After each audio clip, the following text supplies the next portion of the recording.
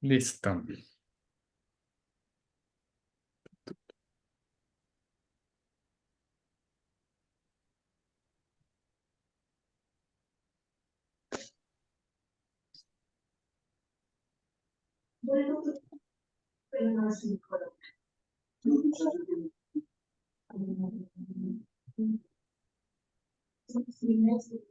Oye, tú me dices en qué momento empezar. Ok, yo me quedé también como pensando, pues no sé, Fausto, si quieres regalarnos una pequeña presentación, digo, más o menos yo ya les he compartido, pero pues bueno, Ok, pongan atención y ya, pues adelante, estamos ok. emocionados de escucharte, estamos No, emocionados. buenísimo. No, no, yo encantado. Yo ya tenía muchas ganas de poder participar contigo, ¿no?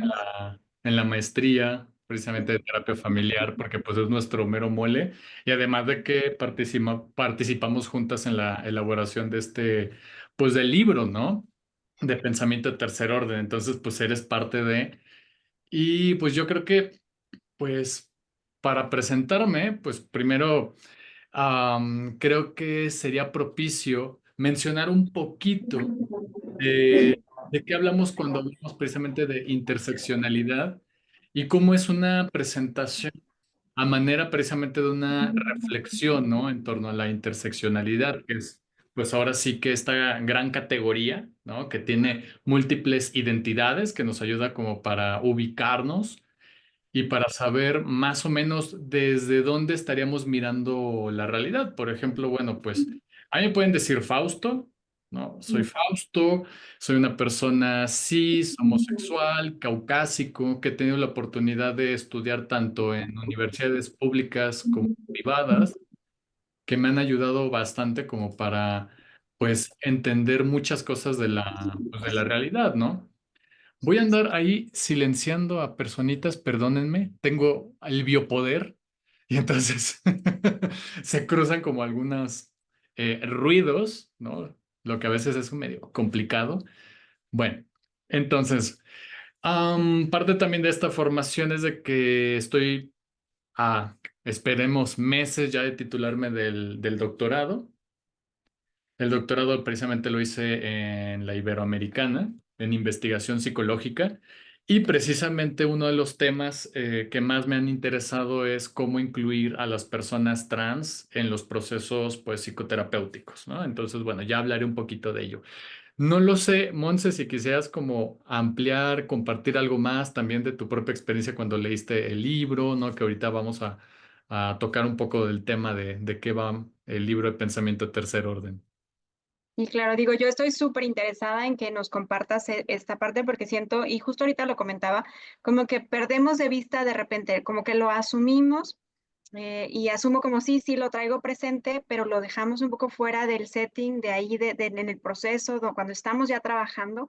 De repente es comprensible, pero significativamente, pues, no válido, pues, ¿no? Sí tendríamos que traerlo como siempre presente. Por eso me parece como de mucho valor lo que nos puedas compartir en torno pues lo general, obviamente, ¿verdad? Es poco el tiempo, sin embargo, se despierta como el interés de poder seguir adentrándose en eso. Y nada, aquí listos para escucharte, listos. Ok, buenísimo. Bueno, primero quiero compartirles que esto de interseccionalidad surge en los años 80 por parte de una autora muy importante, una feminista que se asume dentro del grupo del feminismo radical negro, que es Kimberly Williams Crenshaw.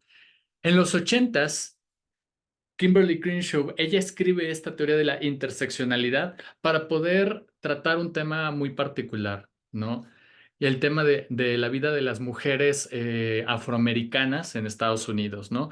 Donde precisamente el feminismo blanco lo que había propuesto en esa época es precisamente que el género era esta categoría analítica que nos ayudaba a entender las relaciones entre hombres y mujeres. Y entonces Kimberly Crenshaw, ella se pregunta, oye, ¿y esa categoría realmente ilustra la condición de las mujeres negras, de las mujeres afroamericanas? Si una mujer afroamericana es asesinada, la categoría de género nos puede ayudar para entender realmente por qué murió, por qué la mataron a esta mujer. Entonces, interseccionalidad no solamente incluía género, sino que es una categoría que, al menos en palabras de la doctora María Bermúdez, que es mi coautora, pues ella nos va a decir, bueno, pues es que es una categoría que es una categoría relacional que nos ayuda a entender las relaciones no solamente entre hombres y mujeres, sino entre personas racializadas, personas caucásicas, personas precisamente sexodivergentes, ¿no? También neurodivergentes, de otras condiciones socioeconómicas, entre diversos y ahora sí, varias poblaciones, ¿no?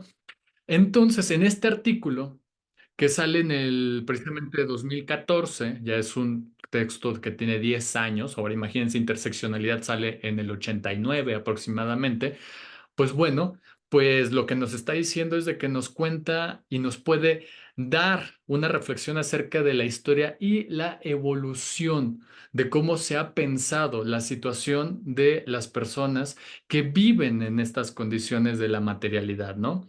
También ha tenido un impacto global porque no es la primera vez que se utiliza la categoría interseccional de la interseccionalidad. Ya se ha utilizado en psicología, se ha utilizado actualmente en epidemiología, así como en antropología, sociología y en diversas áreas que estén interesadas precisamente en una mirada mucho más compleja.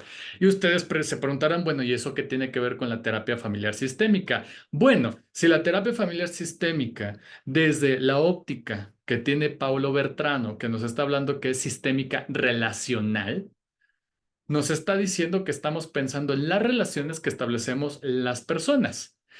Interseccionalidad es una categoría relacional que nos sitúa cómo son las relaciones entre las personas, pero tocando un punto que históricamente los teóricos como Branford Kinney no les importó analizar, que es precisamente la materialidad de las experiencias corporales. ¿Cuál es una experiencia corporal? Aquella que se vive a través de la racialización, por ejemplo.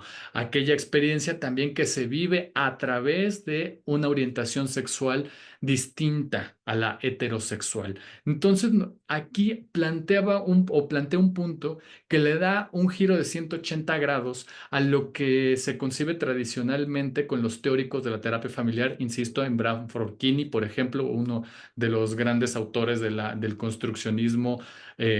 constructivismo, perdón, radical y de la cibernética y primero y segundo orden. Luego entonces para tercer orden estaríamos criticando incluso a Kenneth Gergen porque no retoman la materialidad de los cuerpos. Y ahora pues voy a irlo analizando cada vez a mayor profundidad, ¿no? Y entonces es una teoría en movimiento, es una teoría que se caracteriza porque va evolucionando y se va incorporando en diversas áreas, diversos sectores que nos ayuda precisamente a comprender que las relaciones no se establecen solamente porque consideramos de que todos, todas y todes son humanos, porque luego había ese argumento que reducía la experiencia de las demás personas con, pues es que yo no sé por qué tendría que nombrar estas diferencias si todos somos humanos. Pues ¿qué creen? Para los derechos humanos no todos fuimos humanos históricamente. Y empezando por las mujeres. Las mujeres antes de los derechos humanos no eran humanos, ¿no? Eran la propiedad de un varón. Entonces esa categoría de humano no aplica para todos o no aplicaba para todos.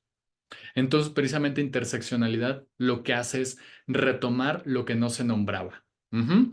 Y que en terapia familiar vamos a ver que hay investigadoras, precisamente como Catherine Butler, que ella ya había trabajado y propuesto la interseccionalidad dentro de los entrenamientos de terapia familiar, donde invita a los estudiantes a abrazar las complejidades de las experiencias vividas, ¿no? Al menos así dice ese artículo del 2015, imagínense, o sea, ya 9 años de que se ha estado trabajando esto, principalmente en el programa de maestría en terapia familiar de la Universidad de California, ¿no? Sobre todo porque ahí es un lugar de, digamos, de destino de muchos migrantes, porque también hay que considerar que México es un país de tránsito migrante, donde precisamente lo que ha sucedido es de que no tenemos una imagen muy clara de que las personas vengan a establecerse en México como por ejemplo sería en Estados Unidos, aunque actualmente ya se han cambiado muchísimo las cosas. Por ejemplo, todo lo que ha pasado con la dictadura de Maduro, ¿no? En Venezuela, y que ya se espera en países como Colombia, como Bolivia, como precisamente Uruguay y evidentemente México, nuevamente un oleaje migrante. Y eso va a complejizar la forma en la que establecemos relaciones. Ujú. Entonces, para esta autora, terapeuta familiar, lo que dice es de que primero que nada, las y los terapeutas, así como formadores de terapeutas, deben ser conscientes de los privilegios y opresiones que surgen en cada una de las ubicaciones sociales. Por ejemplo, cuando yo me presenté y que yo les digo, mira, soy una persona caucásica, cis, homosexual, lo que hace es plantear una experiencia de vida que está marcada por esos indicadores. Vamos a ponerlo así, no me gusta tanto porque incluso Siobhan Guerrero, que es una filósofa trans muy importante en México, pues ha planteado que tampoco interseccionalidad tendría que verse como vectores, pero en un primer punto nos ayuda a entender que la vida de una persona que es caucásico, blanco, no va a tener la misma experiencia de vida que una persona que es migrante, que es racializada, con una persona afromexicana. Ujú. Y ojo, aquí no es competencia de a ver quién sufre más. Para nada está planteado desde una reflexión de esa naturaleza, está planteado desde la idea de la comprensión de las diferencias. ¿De dónde aparece el término de la diferencia? A partir precisamente de los estudios de género, ¿no? Donde nos dice es que hay que reconocer que claro que vivimos diferencias y estas diferencias están marcadas materialmente por estas trayectorias de vida. Ujú. ¿Cuál es una trayectoria de vida? Por ejemplo, a diferencia de una persona heterosexual, una persona homosexual sí tiene que salir del closet. Luego entonces, hablando de esa categoría de salir del closet, no va a ser la misma experiencia de una persona homosexual, varón, cis, a un hombre o una mujer trans, porque probablemente tuvieron que salir del closet de diversas formas, tanto por tal vez orientación sexual, tal vez por identidad de género, hasta darse cuenta que son personas trans, ¿no? Y tener que precisamente salir del closet incluso en su trabajo, en los espacios laborales, en los espacios de salud y que no es igual que una persona cis. ¿Ok? Si se preguntaban qué es esta onda de cis y trans, bueno, pues cis es aquella persona que al momento que se le asignó el género al nacer, a través del tiempo lo acepta, ¿no? Y una persona trans descubre su identidad de género muy a pesar del género que se le asignó al nacer, ¿no? Y es un tema de descubrimiento de su propia identidad. Entonces, bueno, todas estas experiencias las va documentando Catherine Butler en este artículo que me parece buenísimo y que se va a desarrollar más adelante con diversas publicaciones. Por ejemplo, una de nuestras muy queridas profesoras de pensamiento tercer orden, que es esta Teresa McDowell, que en 2015, en el mismo año que sale ese texto, de cómo entrenar a terapeutas familiares con la idea de la interseccionalidad, Teresa McDowell escribe este texto, ¿no? Que se llama Applying Critical Social Theories to Family Therapy Practice, donde precisamente ella va concentrando cada vez más la idea práctica de cómo integrar en la terapia familiar la interseccionalidad. Luego, para el 2018, junto con Carmen Cutson Martin y María Bermúdez, escriben este texto que se llama Socioculturally Attuned Family Therapy, donde utilizan todos los marcos teóricos, o sea, todos los modelos de terapia familiar y los van traduciendo a necesidades actuales. Nos empiezan a plantear casos de personas racializadas, personas cis, personas trans, personas homosexuales, personas caucásicas, donde nuevamente tocan un punto muy particular, que cuando leemos casos clínicos o ejemplos de entrevistas, siempre son con el mismo estándar de casos de viñetas.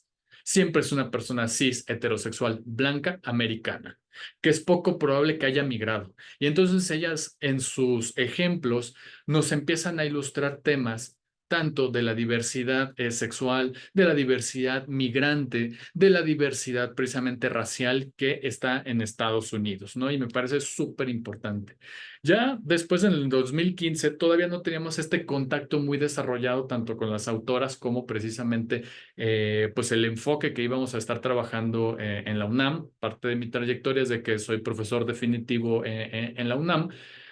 Y en 2019 sacamos este libro de terapia familiar sistémica y la comunidad LGBT, y ahí incorporábamos precisamente la idea de la interseccionalidad, pero quedaba todavía en un segmento muy teórico. Ujú. Es hasta que precisamente ya desarrollamos con, bueno, un diálogo muy cercano con la doctora María Bermúdez, y que pudimos participar en un segmento de este libro de la segunda edición de Socioculturally Attuned Family Therapy, porque ellas estaban interesadas en conocer la experiencia de personas latinas que estén trabajando pensamiento tercer orden y que de alguna manera en su libro pudieran generar un diálogo nuevamente interseccional con las y los lectores en Estados Unidos. Porque estos libros, bueno, fueron publicados en Rodach, que es una editorial bien importante allá en Estados Unidos, y que precisamente ellas han tenido la oportunidad de ir compartiendo todas estas reflexiones, pero cada vez más, nuevamente, como en el artículo del 2014, a nivel global. ¿Qué estamos haciendo? Diversas personas que estamos trabajando desde pensamiento de tercer orden y evidentemente la interseccionalidad. Ya es hasta que sacamos en el año pasado el libro de terapia familiar sistémica y pensamiento de tercer orden, donde precisamente nuestra querida compañera, la maestra, ay, ay, se me va la, ay, se me va la vida. La maestra Monse, que estuvo trabajando con nosotras precisamente en todo este libro, en la elaboración mismo del capítulo, donde ella y con una colega de Oaxaca empiezan a hacer una reflexión con respecto al tema de la interseccionalidad, ¿no? Y luego ya entonces lo que estamos trabajando actualmente es desde la clínica virtual de terapia familiar, donde hemos recibido muchísimos casos a nivel de, pues, gente que viene de El Salvador, gente que viene de Venezuela, gente en México, y que nos han estado planteando, pues, sus problemáticas. Entonces, esto como un gran antecedente para centrarme en el capítulo, digamos, más crucial, ¿no? De cómo integramos las ideas de la interseccionalidad.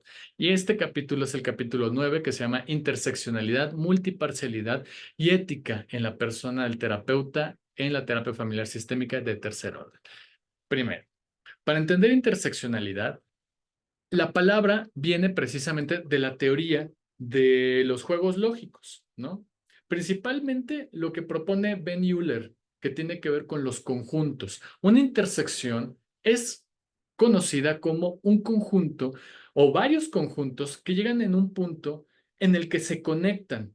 Tal vez no tienen las mismas propiedades, porque recordarán que cuando vieron la teoría general de los sistemas, vieron que un sistema está caracterizado por los siguientes elementos. Primero, que es un conjunto. Dos, ese conjunto tiene relaciones. Tres, estas relaciones tienen un orden y una organización, al igual que una integración. Por eso podemos preguntarnos quiénes son parte de este sistema y quiénes no lo son. Quiénes solamente son personajes temporales que están un momento y después se van, ¿no? Y de ahí que podríamos entender por qué vienen estos textos de Salvador Minuchin cuando habla de familias y terapia familiar, y que nos dice los subtipos o prototipos de familia, familia acordeón, familia fantasma, familia con un miembro ausente, familia y así, ¿no? ¿Por qué? Porque está pensándolo desde ahí. Bueno, interseccionalidad es muy parecida, pero en vez de pensar en, digamos, en solamente las relaciones o los individuos que pertenecen a un grupo, lo que nos está diciendo es cómo todos estos están de alguna manera interconectados. Por eso esta imagen me parece muy bonita. Aquí la voy a poner, ¿no? ¿Por qué? Porque nos está mostrando cómo la edad, el género, la condición socioeconómica, la discapacidad, la orientación sexual, la identidad de género, la condición religiosa, va a marcar a las personas, y evidentemente cuando hablamos de salud mental, va a marcar sus propios procesos de psicopatología o de resolución de conflictos. No es igual, voy a partir tal vez de una idea muy simple, ¿no? No es igual cómo los hombres resolvemos y afrontamos las condiciones estresantes a las mujeres. No es igual la condición en la que migran las mujeres a la que migran los hombres. No es igual la condición en la que migran las mujeres transexuales a los hombres cis homosexuales. No tienen la misma condición. En ese sentido, es bien importante reconocer estas diferencias nuevamente. Ahí se ve la materialidad, en el tono de piel, incluso en el acento, en el tono de voz. No es igual como pues nos dicen, ¿no? Los chilangos, cómo hablamos, a que cuando yo voy a Torreón y me encanta escuchar, y ahí viene la parte de la diferencia, ¿no? Yo como chilango y que veo y que escucho desde esa experiencia muy particular y que digo, ay, es que tienen un tonito cantadito, ¿no? Incluso se me quedó mucho de Torreón porque mi tía dice achis, ¿no? Achis, ¿no? Entonces, son cosas culturales que traemos y marcan nuestras trayectorias y evidentemente marcan nuestra subjetividad, marca quiénes somos, cómo nos relacionamos, cuáles son los valores y las creencias. De ahí que los sociólogos es bien importante que tomemos estos aportes. Por ejemplo, Pierre Bourdieu, en el trabajo de la distinción, nos logra compartir cómo, primero, tratar de resolver las preguntas del por qué las personas de clases sociales más altas aprecian más el arte que las personas de clases sociales más bajas, porque las personas de clases sociales más bajas tienden a coleccionar fotografías de sus familias, de eventos, de personajes, ¿no? De sus vidas, que las personas de clase alta no significa que no lo hagan, pero lo hacen en menor medida. Y eso se resuelve en un estudio que sacó la Universidad Iberoamericana, Ciudad de México, donde estudiaron precisamente fotografías de hogares donde precisamente estos encuestadores iban en cada una de las casas, tomaban fotografía y veían qué objetos y pertenencias tenían las familias de clases sociales más bajas y las familias de clases sociales más altas y comprobaban esta idea, la aterrizaban, la materializaban, esta idea de la distinción de Pierre Bourdieu. Y ustedes dirán, pero ¿por qué es importante? Para nosotros que trabajamos una condición de la virtualidad, comprender el escenario en el que la persona se conecta es esencial. ¿Desde dónde se está conectando? ¿Desde su habitación? ¿Desde la cocina? ¿Por qué eligió ese lugar? ¿Por qué sintió que ese lugar sería seguro? A mí me tocó entrevistar a un chico que tiene una experiencia racial, ¿no? Por su tez morena, por ser señalado continuamente, incluso de ser ladrón, ¿no? Cuando va al aeropuerto, que precisamente tomaba la consulta en un armario, porque decía que el único lugar seguro que él sentía era el armario. ¿Y qué creen? Si ustedes leen el libro de 2015 de Teresa McDowell, lo que nos dice es de que hay que estudiar las habitaciones de las familias. Y tú le puedes preguntar a la persona cuando te conectas, ¿por qué eligió conectarse en ese lugar?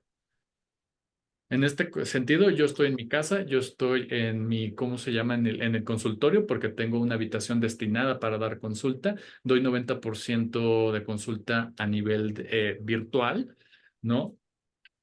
Y lo siento un escenario seguro. ¿Y qué creen? Se conecta también con algo que ya había escrito Virginia Woolf a inicios del siglo XX con una habitación propia. Se necesita una habitación propia, algo que tú digas que es tuyo y que ese lugar que es tuyo es un lugar seguro. ¿Y qué creen? Las mujeres que viven violencia, lamentablemente, no sienten un lugar seguro dentro de sus hogares, lo que ha complicado las consultas, porque hemos visto personas que se han conectado en el techo de sus casas, ¿no? Porque decían, es que no tengo un lugar seguro. Y además la señal no es tan buena. Y tenían que conectarse precisamente en la azotea y eran de comunidades de Oaxaca. Entonces, por eso es súper interesante, enriquecedor entender y comprender la interseccionalidad desde estos lugares. Y por eso voy haciendo referencias tanto anecdóticas de la experiencia, pero también irlas conectando con este texto, tanto el que pudimos escribir como el que precisamente Teresa McDowell escribe en 2015 y lo van desarrollando en los otros libros. Postdata, si requieren alguno de esos libros, yo no tengo ningún problema en compartírselos todos en PDF o los pueden comprar creo que en Amazon, ¿no? Pero bueno, aquí también el comercial para que no digan, viene a vender libros o antojar y no comparte, ¿no? Entonces, bueno, ahí está el material, si los quieren ojear, si le quieren echar un ojito, pues ahí los pueden acceder. Ahora bien, cuando estamos hablando de un proceso ético, interseccional, multiparcial, tiene que ver con varias cosas. Primero, que cuando hacemos este tipo de trabajos, tenemos que irlo conectando con qué se ha hecho en nuestra localidad, es decir, qué se ha hecho en México. Hago una referencia muy importante a la doctora Liliana Mondragón, quien ella es investigadora del Instituto Nacional de Psiquiatría Ramón de la Fuente Muñiz. Ella está particularmente interesada en comprender cómo las y los terapeutas, ¿no? Principalmente psiquiatras, pero bueno, también hace una conexión ahí. Utilizan la objeción de conciencia para atender particularmente casos de suicidio. Yo les pregunto, ¿alguna vez habían escuchado el concepto de objeción de conciencia? Kenan dice que no. ¿Nunca? Ana Es dice, como un juicio, ok. Como un juicio. ¿Cómo sería un juicio? como un juicio de valor. Anda, como un juicio de valor, en efecto, y se aplica, aquí lo dijo Lucía García, en temas del ILE, que es la interrupción legal del embarazo. Este término es súper bonito porque primero ilustra legalmente que todas, todos, todes tenemos una subjetividad en el trabajo profesional que se hace en el campo de la salud.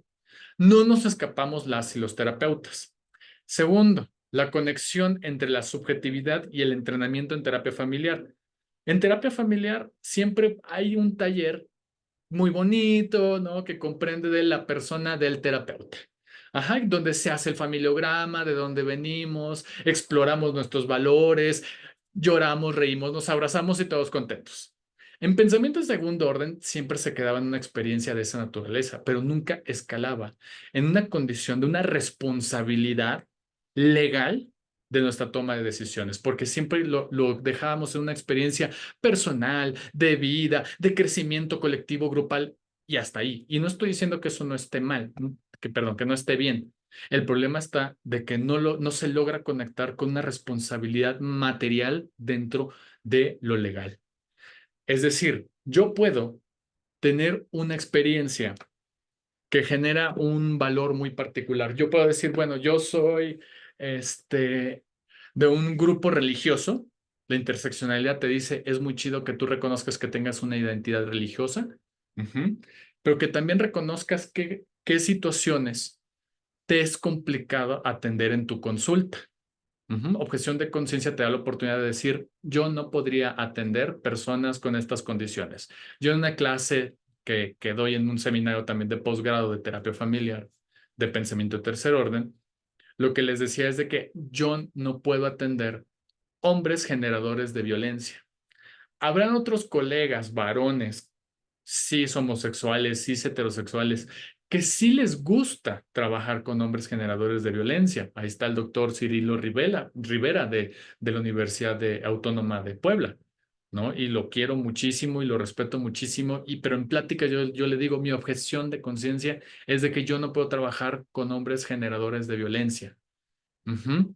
Ok, objeción de conciencia te dice, está muy chido, ¿no? Que tú puedas tener esa reflexión.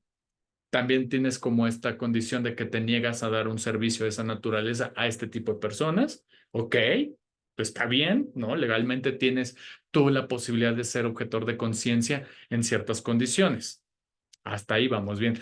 Si yo me voy a la formación de la persona del terapeuta, claro, yo reflexiono y puedo decirles, no, es que yo viví violencia familiar y me lastimaron y salí muy mal y bla, bla, bla.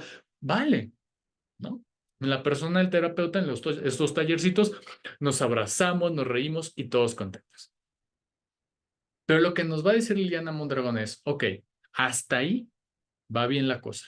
Sin embargo, tú tienes una responsabilidad, ajá, ante la objeción de ciencia. En este caso, la objeción de ciencia te está diciendo cuál es tu responsabilidad como servidor público, porque se nos olvida que las y los terapeutas somos servidores públicos. Estamos dando un servicio de salud mental que debe de ser regulado ante la ley. El problema está que en México, a diferencia de Estados Unidos, no hay una regulación estricta en quién debería ser terapeuta familiar y quién no. Ni tampoco está regulado incluso el uso de suelo para un consultorio. Entonces, bueno, hay tantas cosas que deberían de regularse, pero bueno, ¿qué es lo que nos está diciendo Liliana Mondragón? Ok, Fausto, tú me estás diciendo que eres objetor de conciencia porque de alguna manera tus principios, ya sean personales o religiosos, te impiden trabajar con una persona, pero ¿cuál es? Pero con una persona generadora de violencia. Pero entonces, tu objeción de ciencia tiene que contrarrestar a eso, es decir, tú estás obligado, en dado caso, a referir a esta persona para que reciba un servicio. Ujú. Y ese es el proceso que se nos olvida entrenar en las formaciones. Que aunque yo tenga toda esta experiencia de vida, aunque yo tenga esta reflexión linda, muy bonita en la persona del terapeuta, que conozca mis prejuicios, que yo conozca también ¿cómo se llama? Los valores de otro compañero, jamás lo anclamos a esta condición legal que es importante y que de hecho precisamente en el proyecto que estamos haciendo nos estamos conectando cada vez más con investigadoras del Instituto Nacional de Psiquiatría que están interesadas precisamente en incorporar la terapia familiar, sí como un servicio público. Y si se incorpora ya como un modelo de servicio público, pues evidentemente tiene que atenerse a la ley. No hay enfoque teórico que esté fuera de la ley. Podrá discutirlo, podrá lograr un debate, pero no está fuera de la ley. Entonces, ese es un punto bien importante. ¿Por qué? Porque yo me he topado con personas que no logran identificar cuáles son las fronteras entre su identidad religiosa y precisamente la identidad, pues probablemente de orientación sexual del consultante que tienen al frente. Y ahora la cosa se ha complicado mucho más cuando reformaron el Código Penal en el que las terapias de conversión ya son delito. Y entonces, ¿qué es lo que puede pasar? Que un terapeuta familiar que haya leído a Jay Haley en este texto que se llama las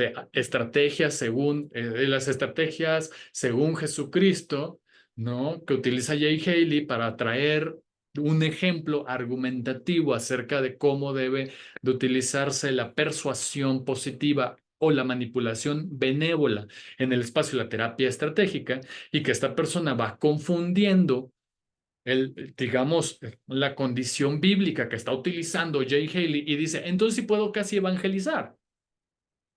Ujú. Por eso ahí tenemos ejemplos nefastos realmente de esta confusión. Tenemos a Everardo Martínez de Guadalajara, que sigue diciendo que la terapia de conversión es posible porque él tiene el derecho religioso de portar una identidad religiosa, cuando el conflicto acá nunca ha sido anular la identidad religiosa de esta persona o anular la orientación sexual de la otra persona. Ujú. Entonces, precisamente todos estos debates son súper importantes tenerlos en cuenta porque es parte de la misma formación y nos vemos involucrados, involucradas, involucradas en situaciones así, porque nuevamente la interseccionalidad es una condición en la cual todas y todos nos encontramos, en tanto que tenemos experiencias materiales y esas experiencias materiales se construyen nuestras propias identidades. Yo me construyo a través de quién soy y este quién soy está atravesado y está marcado por mi orientación sexual, mi identidad de género, mi condición socioeconómica, mi identidad religiosa. Y por eso yo voy a abrazar y voy a defender totalmente la identidad religiosa de las personas y también la orientación sexual también de las personas. Pero voy a recordar siempre que estamos en un estado laico y secular y que precisamente interseccionalidad nos ayuda a reflexionar y a poner un limitante y a ser honestos, honestas con nosotros mismos con respecto a hasta dónde yo puedo trabajar con cierto tipo de personas y qué es lo que yo puedo hacer. Ujú. En este caso, si te tocó una persona de la diversidad sexual, te cuesta trabajo porque tienes una identidad religiosa y que abrazas si quieres mucho, pues canaliza a esta persona. No trates de evangelizarla, no trates de cambiarle su orientación sexual. porque ahí sí estás cometiendo un delito. ¿Se entiende hasta acá? ¿Vamos bien? Sí, sí, sí. Veo caritas como, no sé, de, Sí, sí, sí. ajá, de sospechas, así como Karina o tal vez Mariana. Se vale las sospechas. Acá abrazamos las sospechas porque es increíble, porque luego cuando hacen una pregunta desde la sospecha, es súper rico, ¿no? Es súper padre poder ampliar las ideas, ¿no? Entonces, ¿vamos bien hasta acá? ¿Sí se entiende? ¿Algo que tenga yo que aclarar? ¿No?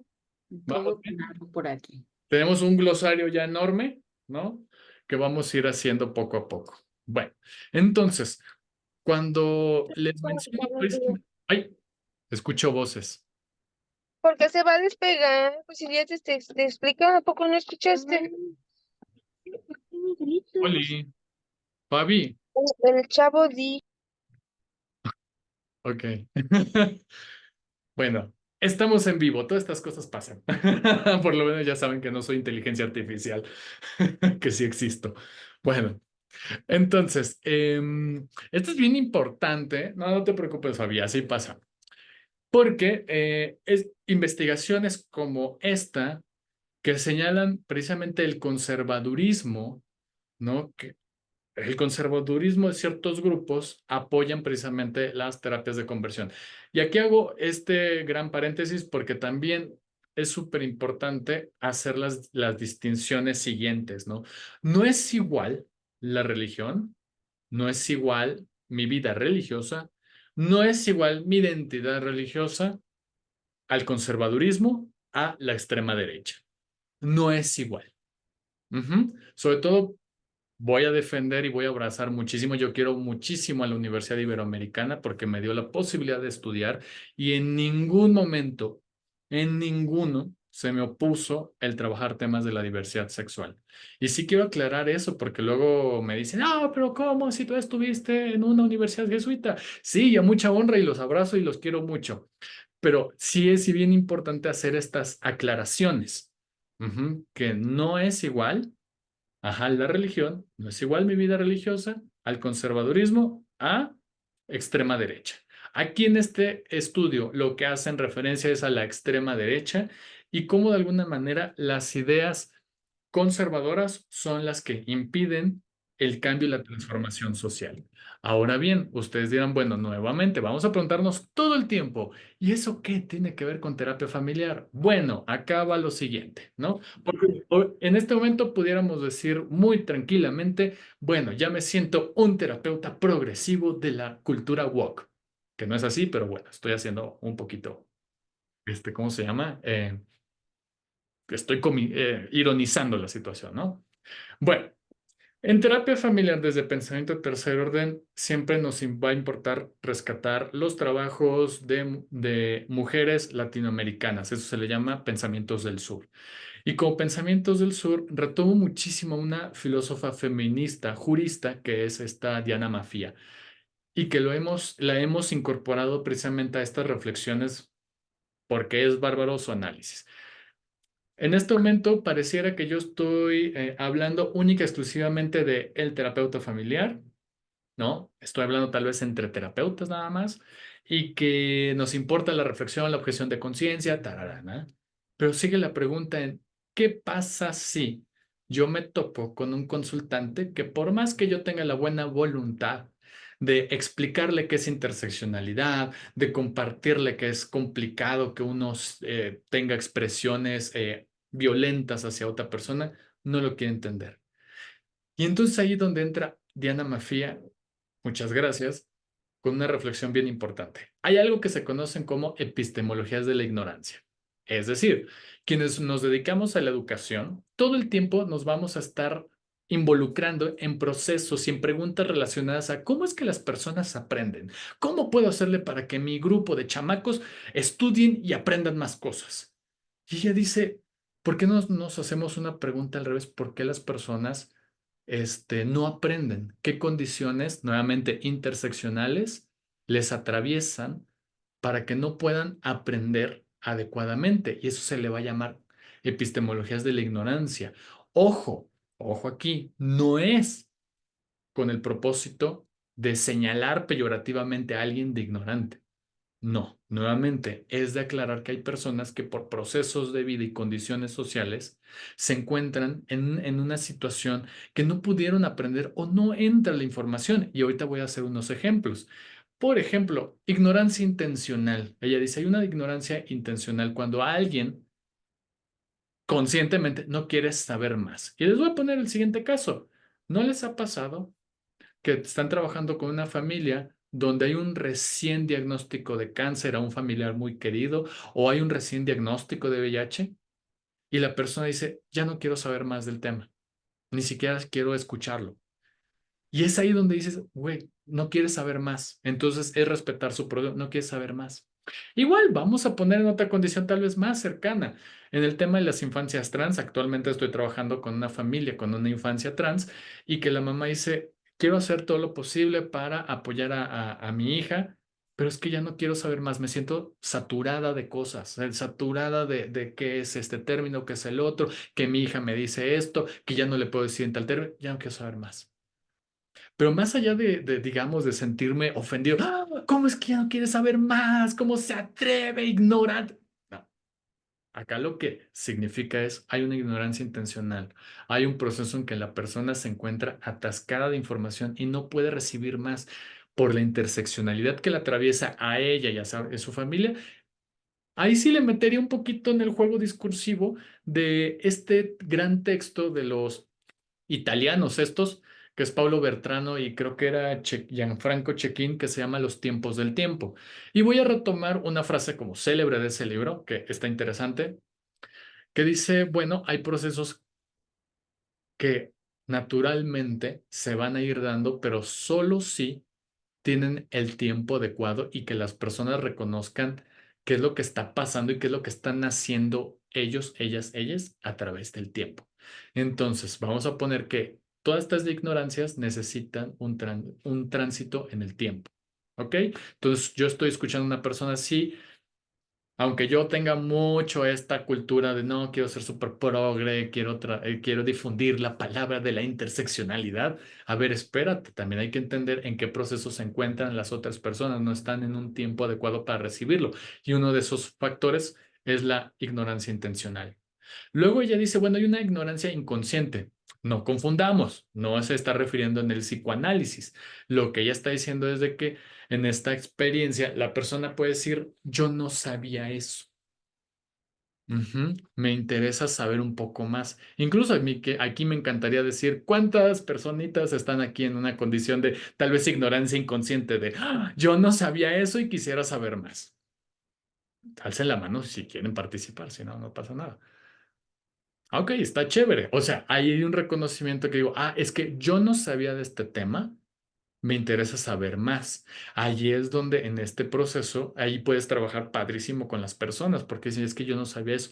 Y van a haber momentos fluctuantes también, ¿no? O sea, como esta mamá de esta infancia trans, pues ella me dice, la verdad, hay momentos en los que está saturada, hay una ignorancia intencional, pero hay otros momentos donde dice, no, es que la verdad, no me daba cuenta de eso y sí quiero saber más. Y entonces es un proceso de estira y afloje, donde ella dice, a ver, acá no le muevas ya nada, no te acerques, es una ignorancia errática. Y por errática es en esta firmeza discursiva que incluso hasta te traen, por ejemplo, el texto de Agustín Laje, que te dice, doctor, yo ya no quiero escuchar nada de usted porque yo leí a Agustín Laje y aquí te lo traen con, ¿no? Y uno dice, ok, lo entiendo, está bien. Pero significa que ya tal vez no pudiéramos trabajar más porque usted tiene una postura ya muy clara. Ujú. No quiere ya escuchar esto, yo le voy a recomendar que vaya con otro terapeuta. Entonces, es ahí donde precisamente retomamos que en ese sentido, pues la persona no quiere nada de eso, ¿no? Y también me ha tocado, ¿no? Ahí ya lo conecto con una experiencia muy particular, está documentada en el libro, donde me topé con una familia durante pandemia que querían que yo aplicara una terapia de conversión a su hija que recién había salido del closet como bisexual. Este señor era catedrático de una universidad pública y mucho de su actitud era muy ofensiva, tanto a mi persona como a su hija, porque todo el tiempo, o sea, yo me estoy viendo desde una persona homosexual. Y todo el tiempo era, ay, estos utos, ¿no? Ay, seguramente la están influenciando, ay, mi hijita bonita, y así continuamente. Y aunque puedo entender la frustración del señor y que puedo entender probablemente el proceso en el que se encuentra, porque no quería aceptarlo, porque además se vivía desde una identidad religiosa cristiana y que la congregación estaba presionando para que ella se bautizara como cristiana, pero esta chamaca había salido que ya no quería nada, ya no quería ir a la iglesia con estos 18 años. Y una de las resoluciones en derechos humanos es reconocer que ninguna de estas identidades está en conflicto. Son las relaciones que utilizan estas identidades para ponerlas en conflicto. Un poquito muy narrativo. Ellos no son el problema es el problema en sí mismo. ¿Y cuál es el problema en sí mismo? Que están contrapunteando cosas que no tendrían por qué estar opuestas. Ujú. Y aunque les expliqué eso y trataba yo de acercarme, la ignorancia errática de este señor era impresionante porque cada sesión era, ¿sabes qué? No hice lo que me pediste, porque yo creo que eso no va a servir. Mi hija es la que tiene un problema y es la que tienes que arreglar, no sé qué.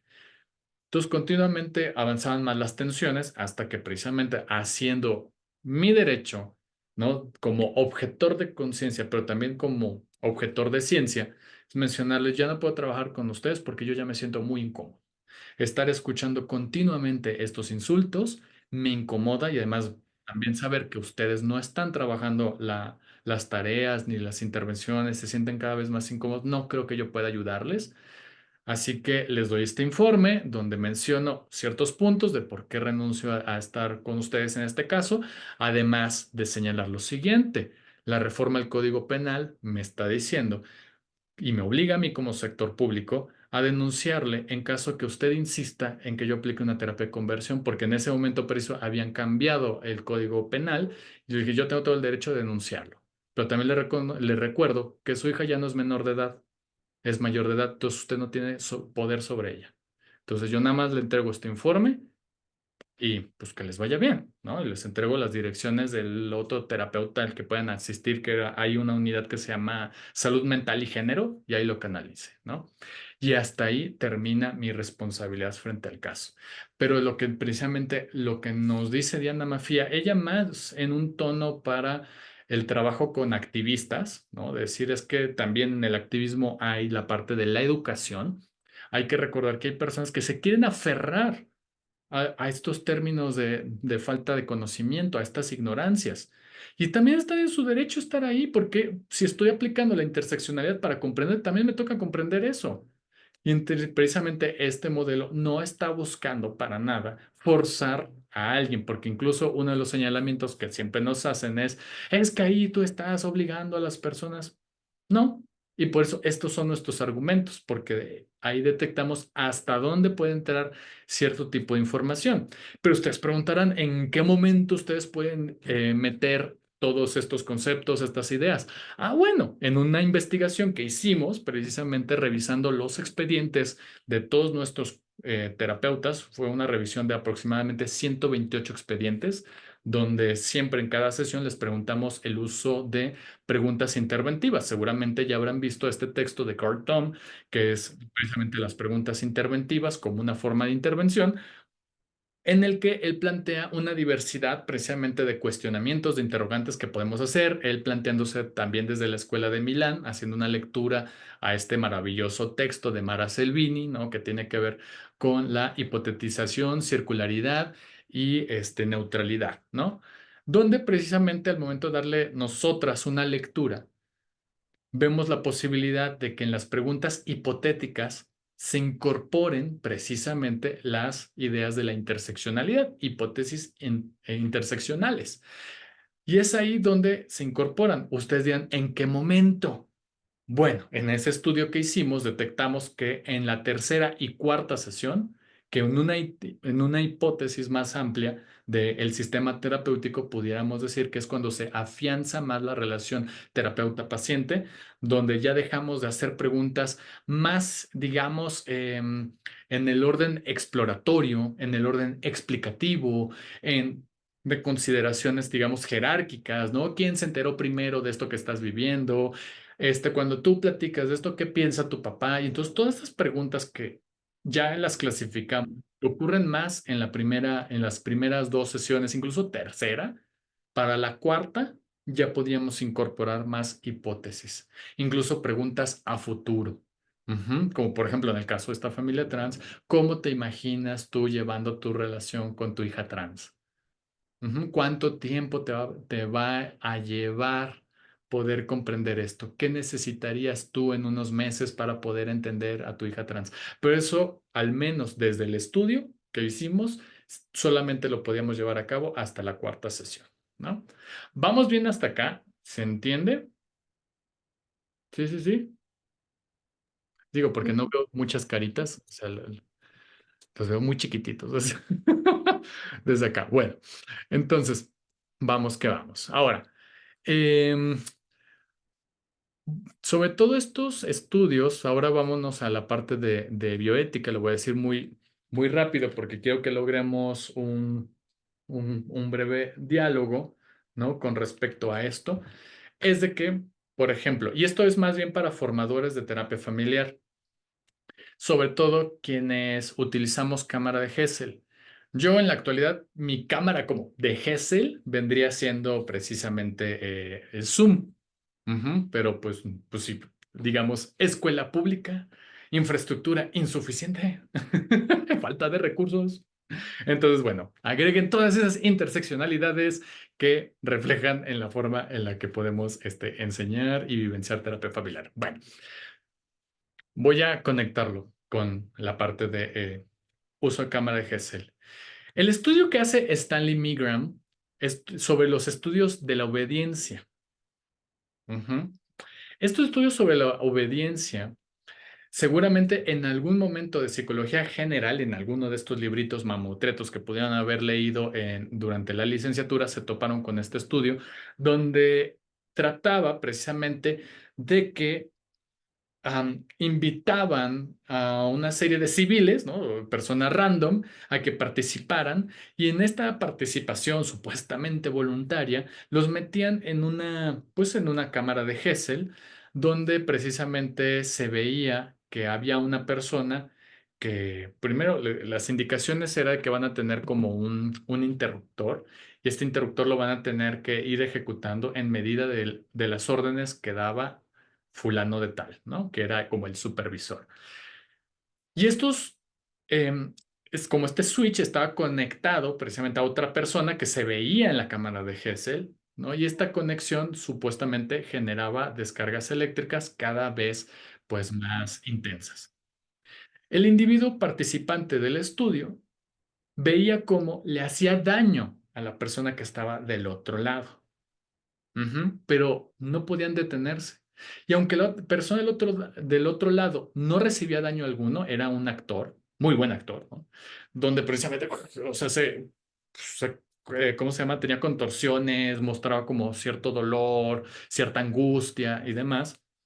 La reflexión que nos deja a las y los supervisores es precisamente en que la obediencia siempre va a estar presente, es decir, si nos vamos a Michel Foucault, el poder, el ejercicio del poder siempre va a estar presente y más en los campos de entrenamiento en salud, porque va a haber una persona que siente la necesidad de ser valorada por un superior y yo, profesor, pues sí tengo que reconocer, ahí está la interseccionalidad, que esta identidad de ser profesor me concede un cierto grado de poder y evidentemente autoridad y que puede generar en la otra persona angustia sin que ella me lo reporte. Y no solamente eso, que le puede generar un daño. Y ustedes dirán, pero es que la terapia busca siempre hacer el bien a las otras personas. No necesariamente y lamentablemente, déjenme les digo que hay experiencias funestas dentro del espacio de las formaciones donde en la cámara de Gesell la persona no se da cuenta del grupo que le observa y que este grupo que le observa puede lamentablemente generar comentarios discriminativos.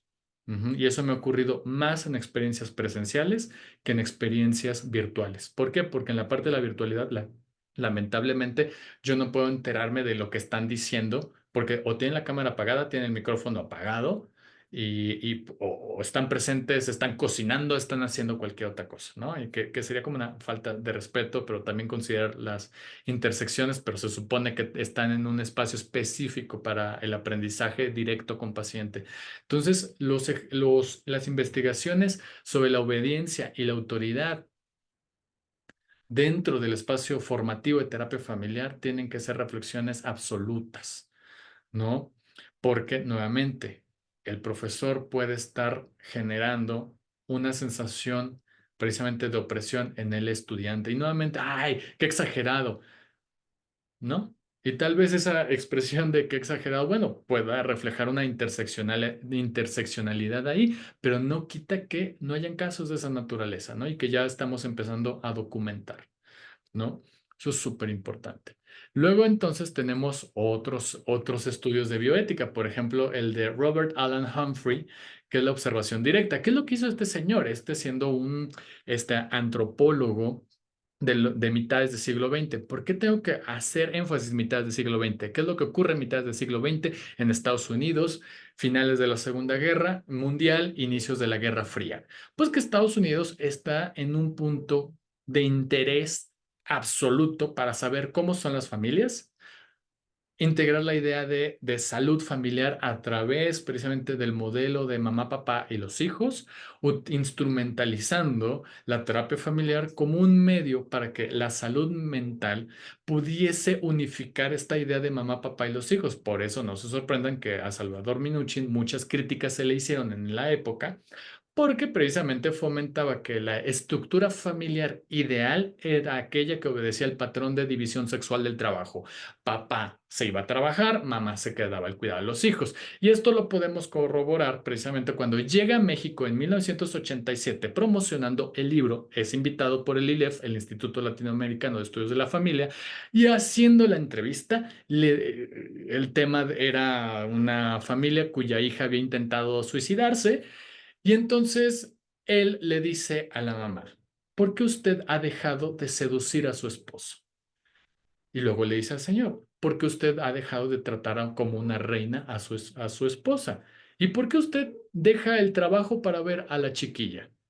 Ustedes encontrarán esto tal vez ofensivo porque estamos mirándolo desde el siglo XXI, pero para el siglo XX, pues precisamente, lamentablemente, eran unas condiciones que se reproducen dentro de esos textos. Entonces, regreso a lo que hace Robert Alan Humphrey. Él en esta observación, obedeciendo todos estos intereses políticos y sociales, ustedes dirán, ¿a poco la ciencia no es neutral? No es neutral, ¿no? Porque además obedecemos por financiamientos. Entonces, este hombre tenía un financiamiento por parte del Estado para hacer este tipo de estudios. Pero ¿qué es lo que hizo? Nuevamente, le estoy metiendo mucha incertidumbre. Pues este señor iba a los baños públicos de las estaciones del metro para observar cómo era la interacción, el coqueteo de personas homosexuales. Ujú. Lo observaba, los registraba, incluso tenía precisamente como estos planos, ¿no? Que él mismo hacía, están en su estudio.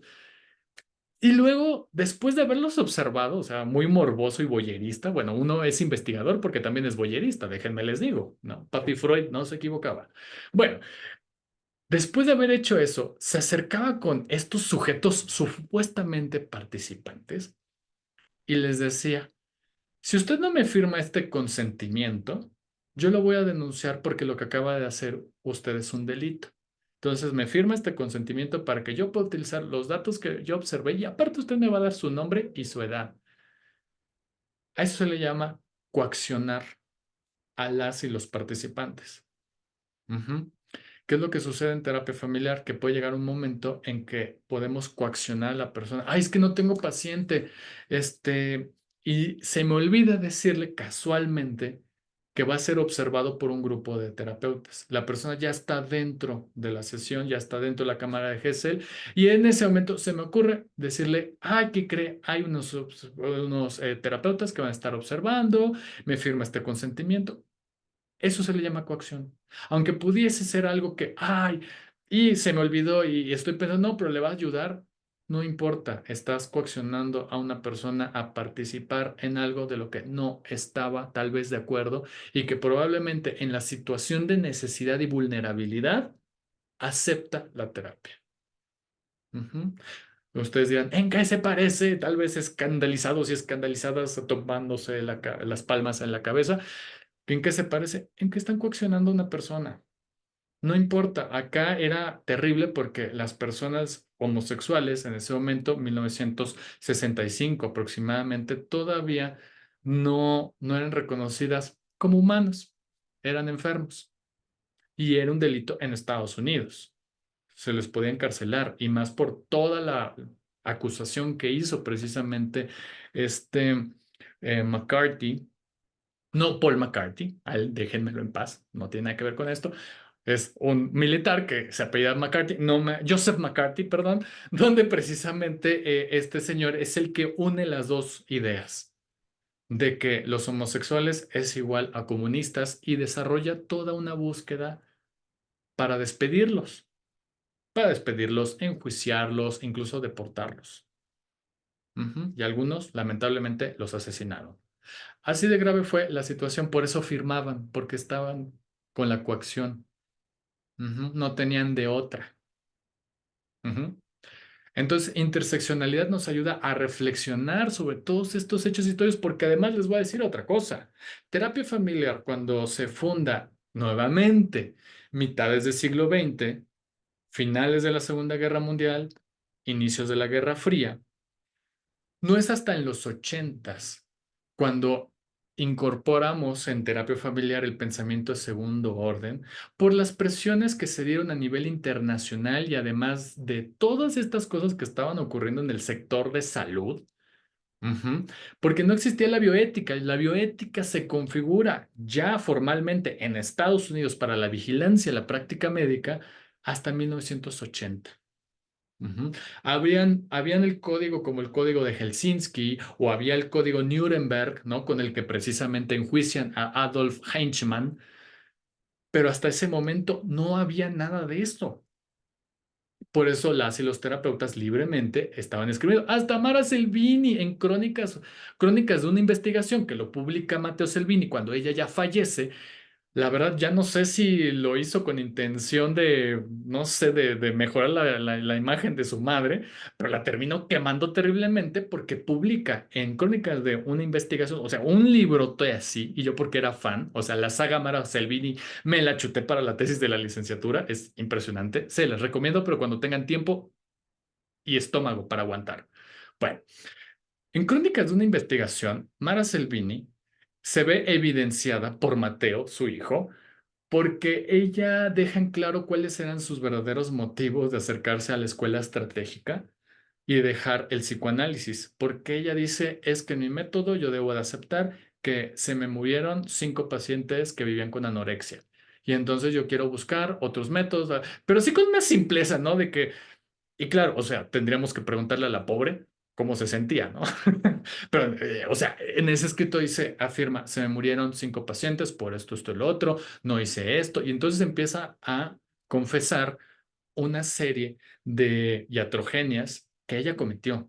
Por eso digo, no sé si Mateo lo hizo para honrar a su madre o para quemarla, porque yo creo que ha de ser bien difícil, ¿no? Seguirle los pasos a una mamá tan exitosa y visible y chalala, ¿no?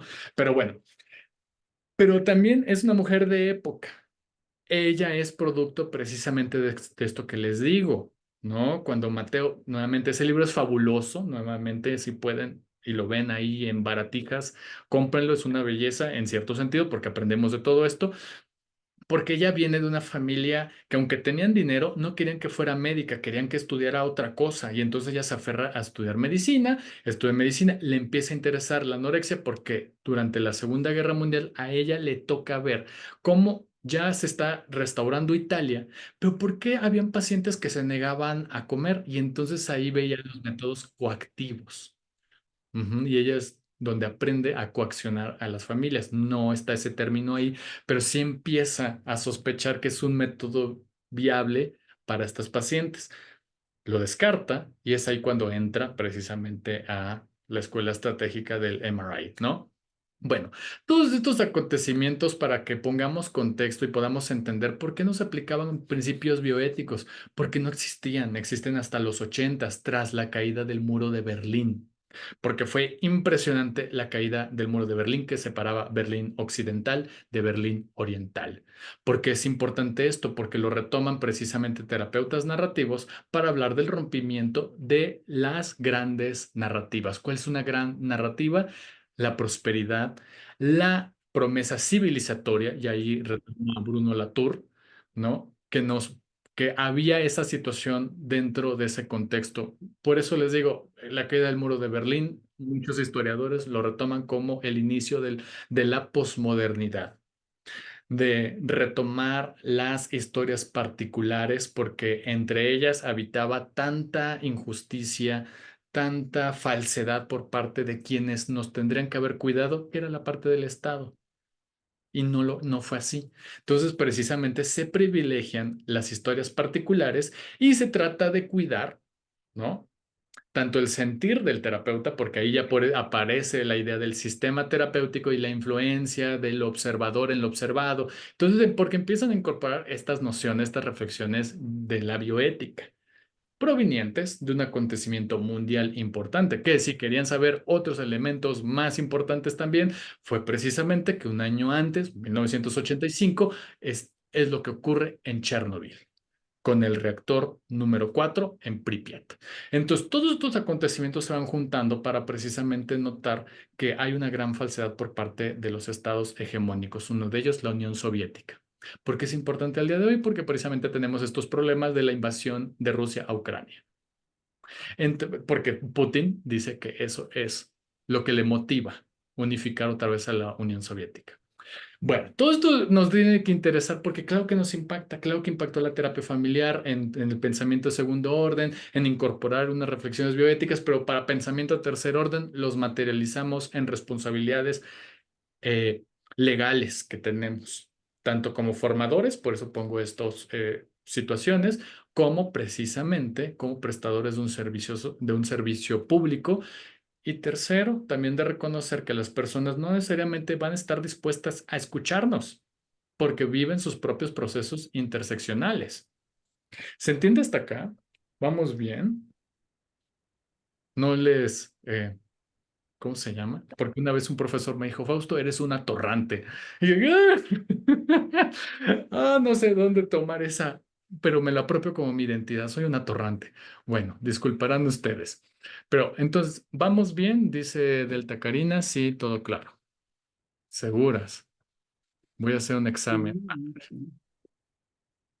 ¿No? ¿Todo bien? Bueno, entonces, este señor Hans Jonas, que es un filósofo sobreviviente del Holocausto, lo que nos dice nos plantea el principio de la responsabilidad. Primero nos la va a definir de esta manera, ¿no? Es una evaluación sumamente crítica de la ciencia moderna y de su brazo armado, la tecnología. El filósofo muestra la necesidad que el ser humano tiene que actuar con cautela y humildad frente al enorme poder transformador de la tecnociencia. Y ustedes dirán, ¿qué tiene que ver con la terapia familiar? La terapia familiar es una tecnología. En tanto que, si lo podemos hacer un símil con una prótesis que es una tecnología que suplanta algo de nuestro cuerpo. ¿Y qué es lo que pasa cuando yo le dejo una tarea para que reflexione sobre su familia? Y que es una técnica validada por los narrativos. No es una prótesis de la subjetividad, no estamos poniendo algo ahí. Claro que sí, solamente que aquí es muy diferente, es más visible con una prótesis de un brazo a el proceso psicoterapéutico. Por eso es una tecnología. Terapia familiar no es una ciencia, es una tecnología. Luego entonces, hay la pregunta, ¿quiénes tienen más responsabilidades? Quienes están en las posiciones de toma de decisiones. Y en tanto yo como terapeuta familiar, que yo le digo, si ustedes quieren, me fanatizo con Minuchin y les digo todos arriba, todos abajo, cambien de lugar, siéntate allá, tú eres esto, tú te pareces a esto. Tengo una responsabilidad porque estoy tomando decisiones, estoy tomando el diálogo. Estoy señalando, estoy diciendo, estoy definiendo. ¿Ok? ¿Vamos bien hasta acá? Y entonces, que ustedes dirán, ¿cuántas vueltas y tropos argumentales hace el Fausto? Bueno, es que es para emocionarles de alguna manera, porque a mí me encanta el tema. Y soy un ñoño en estas cosas y un intenso. Bueno, regreso al artículo del comienzo, ¿no? De Catherine Butler, que nos dice, vamos a partir con algunos ejercicios que pueden hacer ustedes. Tal vez en este momento no nos alcanza el tiempo. A quienes vean el seminario de posgrado lo vamos a retomar. Que tiene que ver con, vamos a presentarnos con addressing. En inglés, precisamente, pues son cada una de las palabras.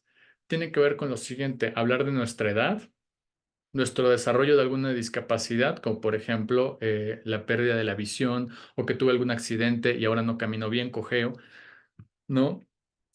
Una discapacidad adquirida, y esta tiene que ver más bien con una condición genética, como por ejemplo, pues lupus, ¿no? Que es una condición pues, de salud lamentable y que de alguna manera va deformando el cuerpo. Religión u orientación espiritual, etnicidad, estadio socioeconómico, orientación sexual, herencia indígena, nación de origen e identidad de género. Lo que nos dice precisamente Catherine Butler es de que le pide a sus alumnos que se presenten con todas estas características para que también ellos y ellas se den cuenta de lo diverso que es el mismo grupo y que puedan comprender que todo eso marca trayectorias de vida. No es igual, no nos portamos de las mismas formas, ¿no? Luego, la historia de mi nombre. Uy, eso está muy padre. ¿Por qué te pusieron ese nombre? Y seguramente es que el abuelo que murió, y es que la tía, y hay un montón de narrativas relacionadas con por qué eligieron ponerse ese nombre. No es tan sencillo. Hay una historia ahí de una paciente que tuve donde me decía, es que nos llamamos, ¿cómo se llamaban estas? Tenían todas, eran tres hermanas y tenían por segundo nombre, no, tenían por segundo Lorena, pero el primer nombre era Sharon, Cheryl, Shirley y las tres Lorena. Y entonces una de las preguntas ahí es, ¿por qué se eligió ese nombre? ¿Por qué las están nombrando desde ahí? Y entonces, pues, ¿qué historias vendrían con esos nombres tan particulares? Pues, mi abuelo Fausto Martínez, que precisamente es de Piedras Negras y es uno de los que fundó precisamente una de las universidades autónomas. Hasta donde tengo. O sea, si saben alguna otra cosa, por favor me lo aclaran, porque no conozco lo que hizo tanto mi abuelo. Entonces, bueno. Entonces, todas estas historias también narran estas trayectorias interseccionales, ¿no? Reflexionar sobre el origen de nuestras familias, el cambio generacional de los nombres en hombres y mujeres, la búsqueda, si es el caso, de los orígenes de los nombres provenientes de otros países, ¿no? Que de alguna manera revelarían una experiencia migrante. Ujú. Luego hay otro ejercicio que yo les pongo, ahí va a ser un super spoiler para mis alumnos, pero no importa, donde precisamente se dividen en dos, bueno, son cuatro equipos y se dividen en dos, ¿no? Esos cuatro equipos, ¿no? Dos y dos, donde uno intenta describir la vida diaria de unas personas, que ahorita las vamos a ver, en tercera persona, y otras intentan describir a la persona como si fuera su vida, es decir, en primera persona. Entonces, una mujer otomí vemos bien interesantes los contrastes de quienes describen en tercera persona como si fuera caso clínico. Mujer otomí de 40 años a la persona en primera persona que dice, soy una mujer que viene, que vive de esto, mis familiares, mi salud. ¿Y eso para qué nos sirve? Nos sirve principalmente para comprender cómo, lamentablemente, en las prácticas biomédicas, siempre describimos en tercera persona sin notar otras consideraciones y tomar en cuenta el sentir de la persona en esa descripción. Porque incluso cuando se está haciendo la descripción en tercera persona, los de en primera persona mencionan, oye, es que sí me sentí como súper alejado o que me veía nada más como objeto, chalala, ¿no? Un hombre afromexicano, ¿no? Por ejemplo, nuevamente, y es lo mismo, un hombre transexual, una mujer trabajadora doméstica, ¿no? Y precisamente elaboramos este tipo de preguntas, ¿no? ¿Cuáles son estos sesgos interseccionales? Tarara, ¿no? Y me quiero quedar con 10 minutitos para, pues ahora sí como dialogar con todas, todos, todes, a ver qué piensan, qué les pareció esto. Digo, porque todavía tengo un montón porque es para todo el seminario, pero no sé qué dudas tendrían, qué pensarían, les pareció interesante esto ni para qué.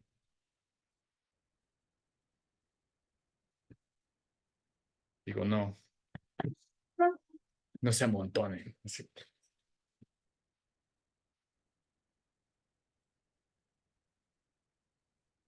Incluso dudas que tengan. Nada. Yo. A ver, darle, Mariana. Bueno, a mí me gustó mucho tu manera de platicarnos este tema que, como bien dices tú, creo que hay mucho, mucho donde sacarle y no terminamos hoy nada más. Pero me encantó la forma en que lo platicas, lo narras, lo haces muy digerible para los que tienen mucho o poco contexto del tema. Yo la verdad, la palabra interseccionalidad no lo había escuchado como tal. Creo que lo más directo, lo primero que he tenido como contacto con el tema. Se me hizo súper interesante y sí me hizo clic muchas cositas, como por ejemplo, ¿sí le llamaste límite de conciencia? ¿Sí se llama así? Ah, objeción de conciencia. Ajá. Ah, ok, sí. Que curiosamente también tiene sus límites, entonces, buenísimo. Buenísimo. Sí, Asociación. Yo soy Vygotsky, zona de aproximación. sí, sí, yo dije, ¿cómo se dice? Y bueno, ya lo apunté como límite de conciencia. Pero fue, creo que lo que más me llevo de esto, porque como bien dices, igual a lo largo de toda nuestra carrera profesional nos vamos a topar con muchos casos que nos pueden hacer ruido, nos pueden dar en en esa herida que no sabíamos que todavía estaba, pero ahí sigue y esto lo detona o lo triggería de cierta forma. Entonces, es lo que más me llevo porque a pesar de que igual y no empata con nuestras propias, pues, nuestros propios principios, y le quiero llamar de esa manera, es importante que si esa persona está pidiendo ayuda o se está acercando para buscar un cambio de conciencia, no porque yo no empate con su forma de actuar, no significa que lo deba de desamparar. Es lo que yo me lo llevo así como no desamparar a pesar de que yo no predico con pues con las características de la personalidad de esta persona, no por eso debo de poner por encima ese prejuicio o esa limitante que yo me pongo, sin embargo, pues buscar pues su proceso terapéutico con otra persona, ¿no? Entonces eso es Mm, lo que yo principalmente me llevo. Buenísimo. No, muchísimas gracias. Sí, en efecto, o sea, me gustó muchísimo esto que tú dices, ¿no? Cómo lo conectas con desamparar, porque por algo también está buscando la atención. En efecto, es un tema, también me gustó cómo lo conectas con esta idea de todos traemos heridas. Creo que es un punto muy, muy bonito porque objeción de conciencia de alguna manera sí toca como estas heridas, también tocan nuestras propias como defensas con respecto al tema. Pero hay un señalamiento ahí, ¿no? Que es válido de alguna manera tener esas áreas oscuras, esas áreas espinosas, siempre y cuando, ¿no? Correspondas con la objeción de ciencia, ¿no? Y en este caso, nuevamente, ciencia jurídica, que es darle como la atención a la persona y canalizarlo. Es que lo pongo mucho de ejemplo porque al menos lo que se ha documentado más es con médicos que no respetan eso, sobre todo con mujeres que quieren interrumpir el embarazo y que les dicen intencionalmente, pues sí hago el procedimiento, pero ven en la 13ª semana, cuando ya es imposible llevar a cabo la interrupción y es una manipulación precisamente de la mujer, ¿no? Y ustedes dirán, bueno, en psicología pasa, sí, sí pasa. Ujú. Pero de formas imperceptibles. Ujú. Entonces también hay como tener como ese cuidado, pero muchas gracias por precisamente con la participación. Me quedo yo también pensando. ¿Qué más? ¿Qué otra? Todavía quedan 5 minutos, ¿eh? A mí me llamó la atención como o sea, siempre, lo que siempre está interconectado con nosotros mismos, o sea, y como terapeutas, como el estar desmenuzando nuestra propia historia, como tú dijiste, es importantísimo para ir como deconstruyendo paradigmas, ¿no? O sea, porque, por ejemplo, pienso en mi propia historia y digo, yo crecí o sea, sí, crecí en los grupos más conservadores que hay en México.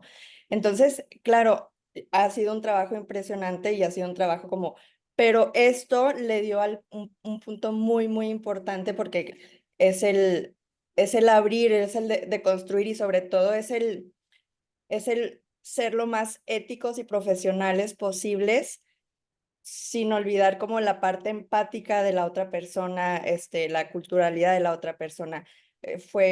Para mí fue súper enriquecedor eso como terapeuta. No soy conservadora ahorita, o sea, no me considero conservadora ahorita, pero esa historia de vida sí impacta en mí como terapeuta, ¿sabes? Entonces, esto ha sido muy, muy enriquecedor para mí. Bueno, no, muchísimas gracias. Sí, es que por eso digo, no quiero que se confundan cosas, o sea, porque probablemente tal vez reconoces tu origen, sin embargo, conservas, pero esta parte de la vida religiosa, y no es ningún problema, sino que más bien como algunos grupos lamentablemente manipulan esa vida religiosa para despreciar a otros y hay una justificación que hacen, ¿no? Sin embargo, ahora que te escucho, me conecta mucho como esta parte, como ahí sí aplicaría la idea de curiosidad del señor Check-in, pero a nosotros nos gusta decir curiosidad interseccional, o sea, como esta inquietud que tienes ante las personas que no se parecen a ti, pero que quieres saber de ellos, ¿no? Ellas, ¿no? Y que reconoces esta herida tal vez de la misma trayectoria, pero que de alguna manera vas a hacer un servicio en el cual distingues, ¿no? Una cosa es una cosa y otra cosa es otra cosa, ¿no? Entonces yo creo que eso es como súper bonito, ¿no? Y mil gracias por compartirlo. Gerardo, Gracias, muy buenas noches. bueno, Eh, Me llama mucho la atención el tema de la interseccionalidad, es algo nuevo para mí. Sin embargo, con los dos capítulos que leí de su libro, es algo muy interesante porque verdaderamente se toma en cuenta el contexto del paciente en este caso, mm, ya que precisamente a través de la interseccionalidad siempre hay un punto en el cual se convergen ideas, culturas, religiones y demás.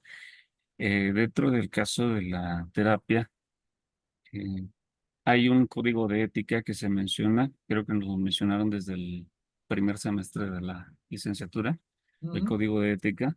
Y bueno, ese código de ética es muy importante no ignorarlo.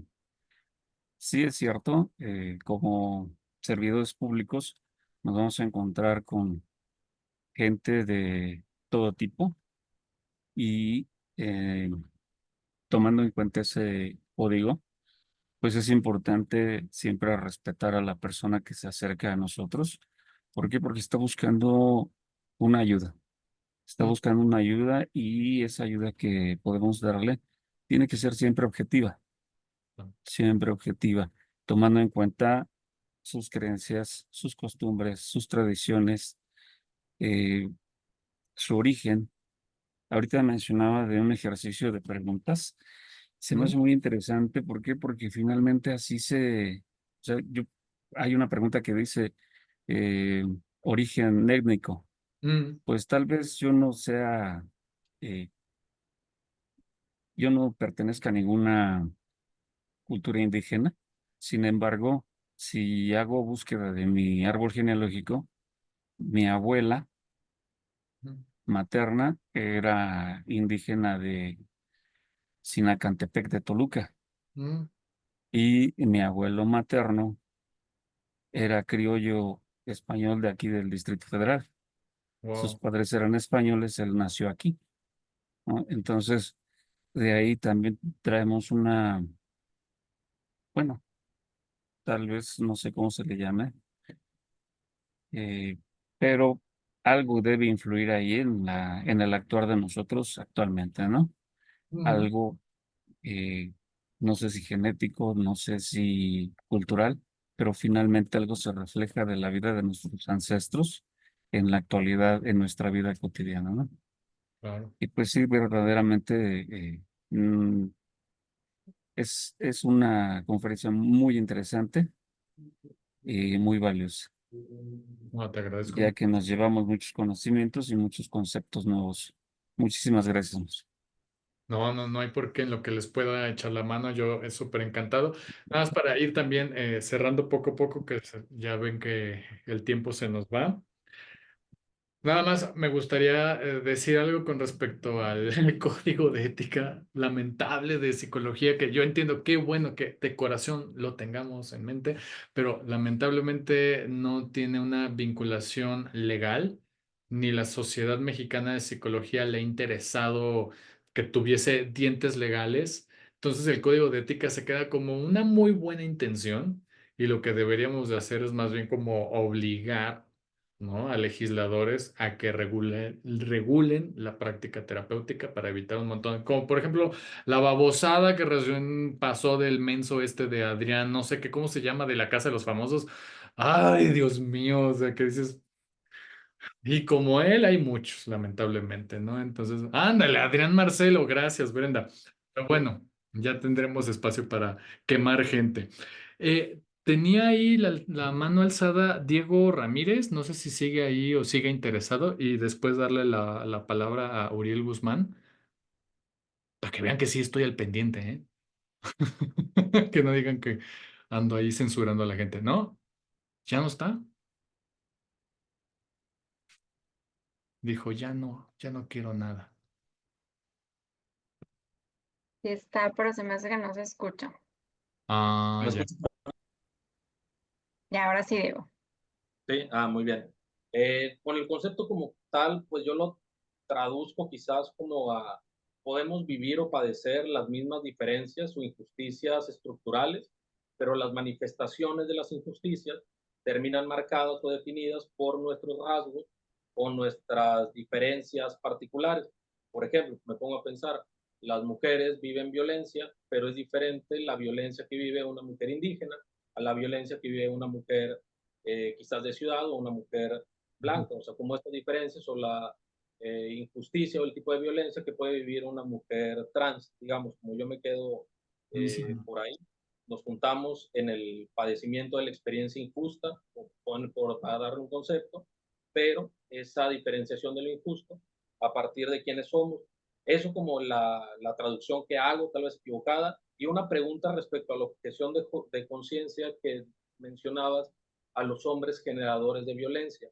¿Lo acotas la generación de violencia en la familia pareja o podríamos incluir ahí, por ejemplo, crimen organizado?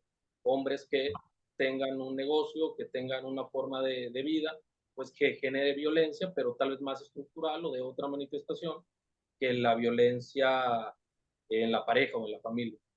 Esa como pregunta. Buenísimo. Primero, sí a todo.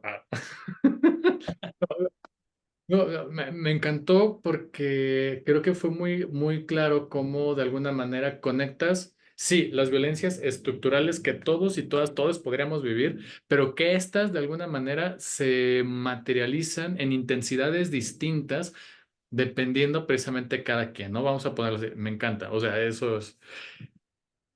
Y creo que en tu comentario, creo que vislumbra un sesgo mío precisamente por no sentir o no vivir en una zona, o al menos que yo me entere, ¿verdad? En el que el crimen organizado es visible. O sea, ahí está mi sesgo. Porque Ok, cuando haces esta pregunta, yo te podía decir inmediatamente, ¿no? Yo estaba pensando en la violencia que ejerce el varón sobre una mujer, sobre otros hombres que pueden ser sus hijos, que puede ser una persona homosexual, por ejemplo, pero estaba pensando más en esa condición, pero me pareció bien interesante porque pues ahora sí me haces ver cuál es mi sesgo, ¿no? Al otro, no, o sea, evidentemente dirían, no, hasta con terror. Dirían, no, a esos ni me les acerco, ¿verdad? Pero, pero nuevamente me pareció una pregunta, o sea, que le cachas cómo hacer preguntas interseccionales. ¡Yay! ¿No? O sea, porque ahí tiene esa sutileza, ¿no? De cómo yo incorporo un tema interseccional en las preguntas, ya sea para el mismo profesor o para el mismo consultante, porque así como la planteaste, se la pudiste haber hecho como un paciente, como a un consultante, ¿no? Entonces yo creo que eso está súper chido. No sé, me encantó. Gracias, pero espero haber respondido la pregunta. Perfecto. Muchas gracias, Fausto. No, a ti. Ahora sí, Uriel, y contigo cerramos. Lamentablemente, ya tengo que cerrar, pero. Ajá. Muy bien, ¿me escuchas bien? Sí, sí, sí. Ah, muy bien. Pues la presentación se me hizo, la verdad, muy, muy padre. Creo que, como mencionó una compañera, como que dejas todo bastante claro, ya sea que sepamos o que no sepamos el tema. Entonces, eso me gustó muchísimo. Pero también, fíjate que es algo como que de cierta manera noté en la presentación, o sea, estamos hablando de interseccionalidad y todo, y de ver y mantener también como siempre presente las experiencias de las demás personas, ¿no? Entonces me hizo un poco de ruido como al final, en tu presentación, cuando empezaste como a mencionar estas partes de, ¿cómo te digo? Mm, de ponernos en los zapatos de otra persona y así siempre los ejemplos son de personas racializadas, porque, por ejemplo, no, y pues eso, ¿no? Estamos hablando de interseccionalidad y creo que sería pues interesante también cuestionarnos desde ahí cuando eso pasa, ¿no? Porque creo que también terminamos cayendo como en cosas de tokenismo, ¿De qué, perdón? de tokenismo. No he escuchado el término. Mira, es como así, no, obviamente no me lo tomes como No, no. textual, pero es como cuando estamos como intentando meter inclusión, mostrar inclusión, pero en la realidad como que todavía no estamos ahí, como que se notan Ya, todavía nuestros sesgos. ya, Entonces, solo como que eso, como porque, o sea, y te lo digo porque yo como persona racializada, esa clase de cosas me generan cosas. claro, Porque, por ejemplo, iba súper bien todo y de repente veo esas clases de imágenes y de repente, y siempre es como de, ¿por qué siempre nosotros? claro. ¿Sabes? Ok. Entonces, solo eso. No, no, me encanta. No, y te lo agradezco un montón porque sí, creo que uno de los sesgos que uno tiene que ir cuidando muchísimo, incluso en este tipo de presentaciones, en esta forma también de hablar. Sí, porque mi interés no es tanto generar la inclusión forzada, sino que vislumbrar No, yo algo lo que... entiendo. No, no, no, no, no, no, o sea, y lo tomo súper bien. Más bien para también yo relaborar y reflexionar también contigo esto que tú me dices para llegar como al punto de evitar la exotización. Claro. Entonces, sí, a eso es a lo que quiero evitar y agradezco el comentario también para ir yo moderando esta parte. Eh, Sí, claro. es súper importante tomar en cuenta todo esto porque precisamente, o sea, estoy hablando de interseccionalidad y que te dijera, Sí, pues yo creo que mis ejemplos están muy bien. Entonces, sí, digo, claro. ¿qué onda, no? Y quería poner un poquito como ejemplo en esto que tú dices que me pareció súper acertado. Es que al momento de hablar de el tema de personas racializadas, en un espacio en el que en la realidad nos cuesta trabajo visibilizarlos, pareciera que se siente como una exotización, ¿no? Claro.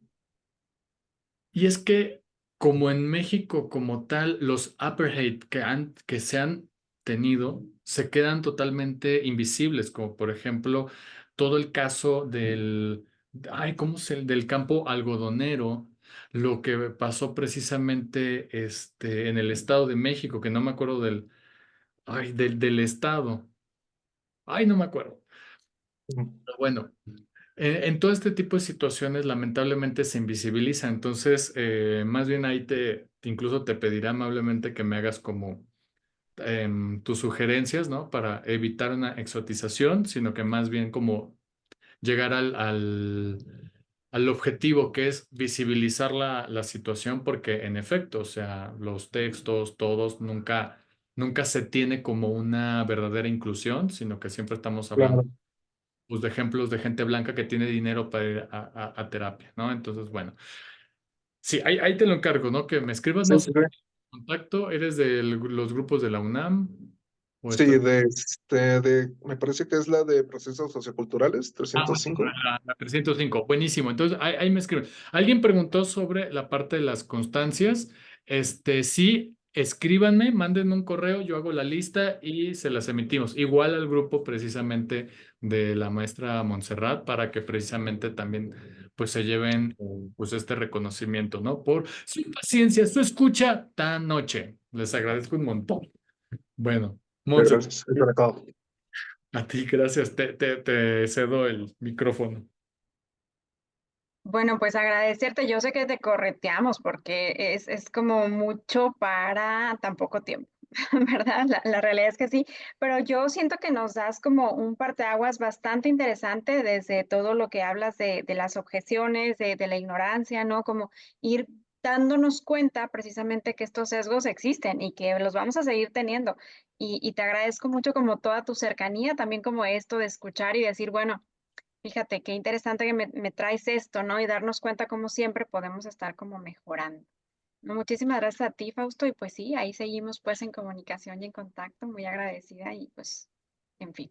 Ay, y gracias, abrazotes, descansen, muchas gracias. Manden el correo, porfis, Monse, te mando mi dirección de correo para que los estudiantes se contacten y yo les haga la constancia. ¿Va? Sí, claro, muy bien. Seguimos ahí como que en comunicación. Gracias.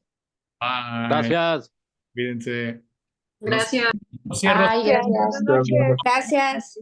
Buenas noches. Gracias, Bye. excelente noche. Chao. Gracias. Buenas noches.